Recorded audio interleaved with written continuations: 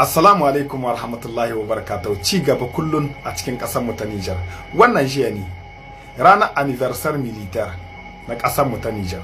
Sojin sama, sojin da suke tuƙe jirage. An yi ƙarin galoli ga sojoji yara har zuwa mayya. Sannan aikin da aka yi na likita sojoji wadda ba sai an ɗauki soja an kai shi wata ƙasar France ko an kai shi wata ƙasa ba.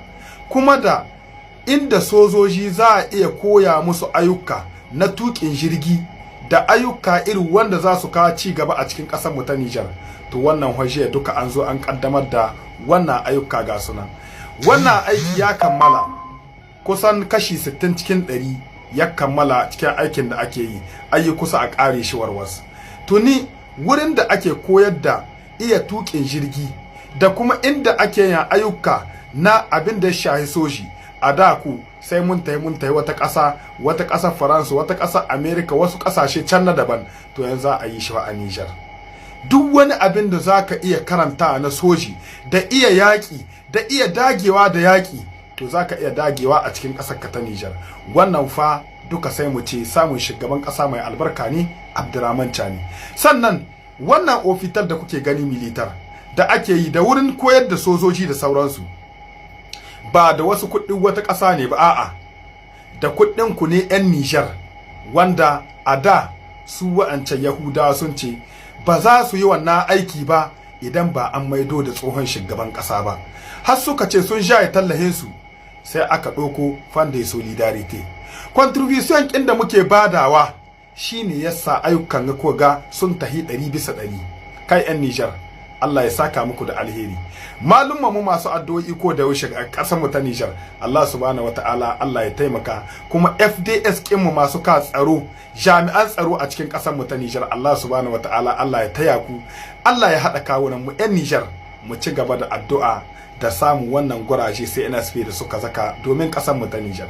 Allah subhanahu wataala Allah ya ba mu zaman lafiya, Allah ya ɗauka Niger da dadari Niger. Amin ya hayyu ya qayyum. Kuma gobe sallah ta le 3 août sallah ce ta da shai'ici, ba wai an ce a duk inda kake a cikin fadin Niger ka dasa itace, kuma a zan dasa itatuwa masu amfani, abin da ya shahi lemu ko abin da ya shahi mangoro ko abin da ya shahi gwaiba ko abin da ya shahi itatuwan da dai za a yi amfani da su a ci 'ya'yansu. Duka ya kamata a zan shibka wannan itatuwa, ba a shibka muna bugaruwa tana soke mu wani ma hashi sanda ya samu sanadi irin wanda bai da kyau. Yan uwa, ina muna fata alkhairi. Allah subhanahu wataala Allah ya dauka darajar Niger da yan Niger. Ina muna fata alheri. Assalamu alaikum wa rahmatullahi wa barakatuh. Muka ce yancin kai muke nema, suka ce yancin kai bai yiwa sai da karfin da za a yi ginin kasa. Daga cikin hanyoyin da suke dauka na matakin nuna muna ba za mu iya ba, har da cire hannunsu ko kuma janye wasu daga yunkurinsu na gina muna wannan katafaren asibitin. Suka ce sun fasa bayan kudetan har sai an dawo bisa tsarin da suke bukata in dai ana so a ci gaba da taimakon kasar Niger.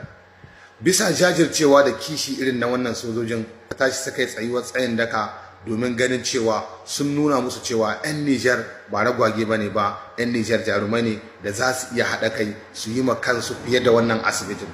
Yau cikin ikon Allah da yardarsa da taimakonsa ga matakin da ake a ginin wannan asibitin.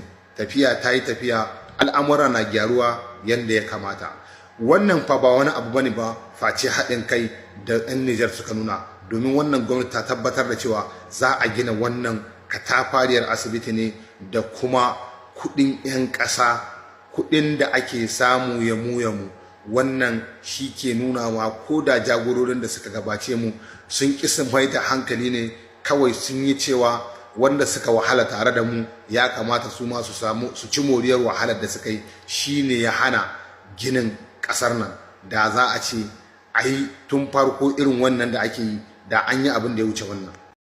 Fidèle à ses engagements, notamment celui d'offrir à la population nigérienne et aux forces de défense et de sécurité un système sanitaire adéquat, le président de la République, chef de l'État, chef suprême des armées, le général d'armée Abdurrahman Chani s'est rendu ce vendredi 1er août 2025 à l'hôpital militaire de Niamey qui est en chantier.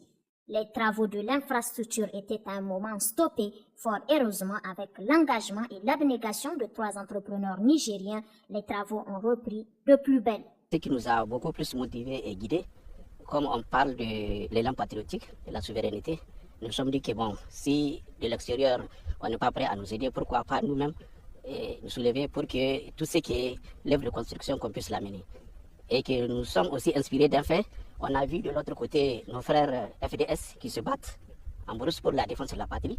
Nous nous sommes dit que nous aussi, chaque Nigérien au poste qu'il occupe, là aussi sa pierre à apporter à l'édifice.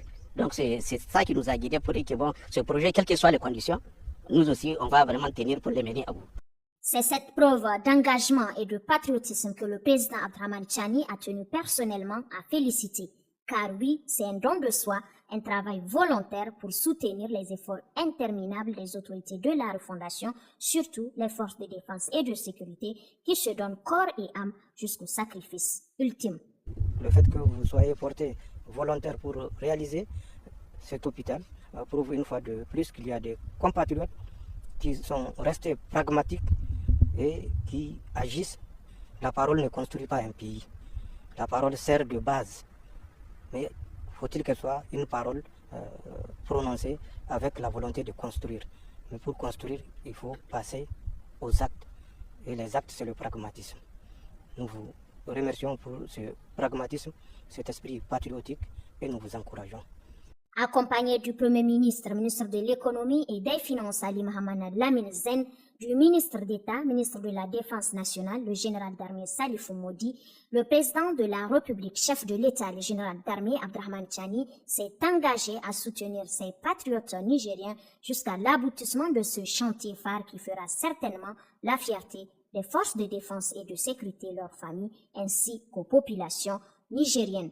Cet acte de patriotisme de ces trois entrepreneurs nigériens doit servir d'exemple pour les autres compatriotes, car c'est en faisant bloc commun qu'on peut aboutir à cette refondation de la patrie, veut cher aux plus hautes autorités.